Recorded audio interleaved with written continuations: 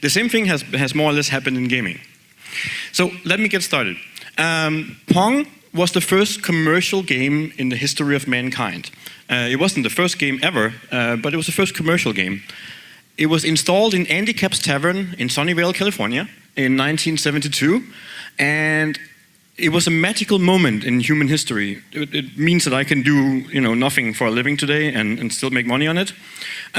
What happened back then was that Atari took the first prototype of an arcade machine and they put it into a tavern. And it broke down. It was in operation for less than 7 hours, and then the whole thing crashed. The day after, the co-founder of Atari showed up at the tavern, and he discovered 3 different things. One, there was a line of people waiting to get into this scummy tavern, which they had never ever experienced before. 2, microtransactions sucked from the beginning, because what had actually happened was that the machine had short-circuited because people had put in quarters that had electronically short-circuited the whole system. And the third thing that no one really thought about back then was that competitive gaming was born. Pong was a 2-player game. It had 2 paddles. So that was actually where esports also started. I later met Nolan Bushnell and had a discussion with him about it, and he actually back then had an idea about what esports would become. Gaming has changed a lot since then. The sky used to be blue. Do you remember the games from the old days? Everything was like blue, positive. That's a really expensive Lotus, sorry. That's a really expensive Lotus. And in Outrun, when you crashed it into a tree, your girlfriend would like get tipped out of the car and she would look at you and go like, that was like the worst thing that could happen. Here's another example of a blue sky. And here's what games looks like today. They're all like post-apocalyptic. They're all like, the world has been destroyed, there are zombies everywhere, no one is happy, everything is gray. We used to wait a long time for games to be published. This is Half-Life 2. I think I spent roughly 8 years of my life waiting for that game after I had reviewed the first one. We still wait for games today, but we pre-order them. And by pre-ordering games and giving the publisher money before we actually get any kind of value from them, they promise us an orange hat and a gun, something that will make us happy. It's basically shiny trinkets to get our money. We still wait forever and ever and ever for games. This is Half-Life 3 illustration, a game that I probably won't ever see light of day. The difference today is now we also crowdfund the people we get angry at for not delivering the games that we want. This is Star Citizen, a game that's raised more than $100 million in crowdfunding. It's 7 years too late right now. 7 years. It's amazing, right? Microtransactions used to be micro. I covered Pong, started with $0.25. This is a horse armor from a Bethesda game that cost $8.99. When that came out, people looked at the horse armor for your fucking horse, and thought that was like the worst, dumbest thing that they had ever heard. That's 7 years ago. 6 weeks ago, a Counter-Strike rifle, a rifle in Counter-Strike, was sold for $61,000. That was the amount of money that it cost to get a rifle in Counter-Strike that had a slightly different skin than all the other guys. We used to buy games, and when we bought games, we got stuff. This is Elite, a game on Commodore 64. It was awesome. I had that poster hanging on my wall for like 3 years. Back then when I didn't know what girls were.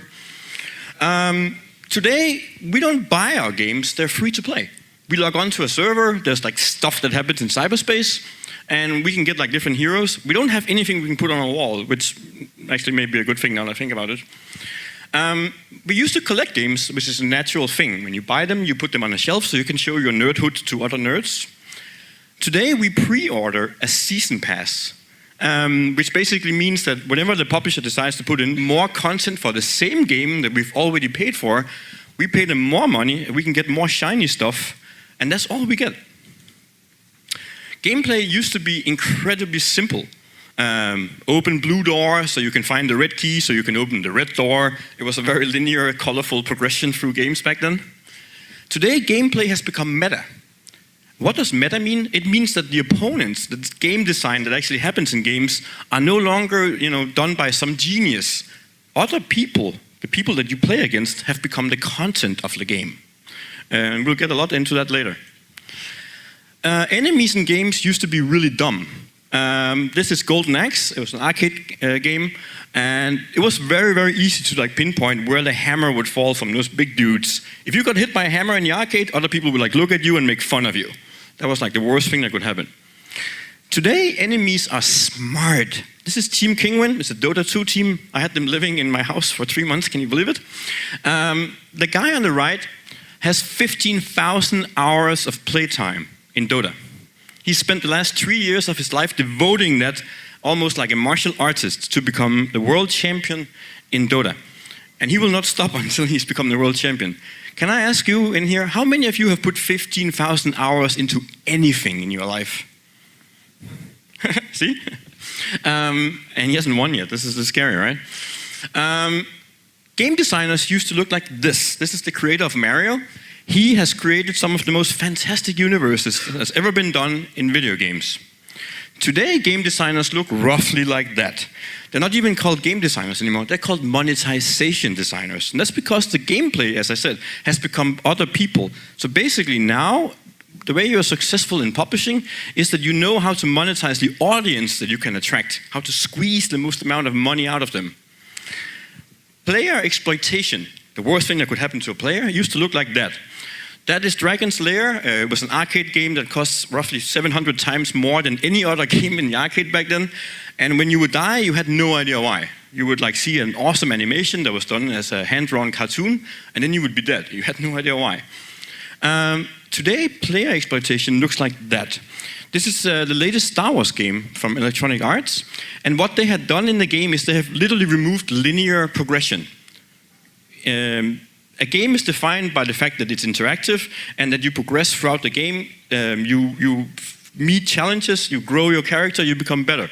They removed that for a loot drop system where the mathematical chances of you actually progressing without having to buy something within the span of 9 months was calculated to being less than 1%. They had to retract the game and actually redo it because the outrage was from the community was that big. For the last 7 years, every single year, the International in Dota, which is a tournament that happens in Seattle mostly, has been world record breaking. We've gone from like having $1 million in prize money, which was a revelation in 2012, to last year having a prize pool of $24 million. There were 5 dudes that won that tournament, and they all walked away with more than $2 million each. They also deserved it because it's a really tough game, but like $2 million. Even that has now gone the way of the dodo. This is how Blizzard uses crowdfunding to source basically their tournaments. What happens is that they will raise a couple of millions from their audience on regular tournaments and patches. They will take, as you can see, $250,000 and actually give it back to the audience. The rest goes into supporting the production of their cost. Innovation used to be sweet. And by that I mean cake is a lie. This is a meme that came from Portal 2 by Valve, which was like a game that, like Half-Life 2, introduced new ways of interacting with the game world. Today, innovation in gaming looks like that, apart from the weird bug in my PowerPoint presentation. This is a patent that basically enables players that plays Activision games that once you have bought a skin, you will be paired with players of lesser quality than yourself, so you can feel victorious with your new gun that you just bought. It's just disgusting. Absolutely. The smartest people on Earth used to say things about being crazy. I think we've all known and seen that quote before. The smartest game player in the universe is, in my opinion, this guy. He's Danish, by the way, like I am. He is the COO of a team called Team OG. That's a player that talks about going full retard. When he means with full retard is that when you play against 9 other people on the server and they don't want to play the game like you do, the only word that really can describe the experience is probably retard.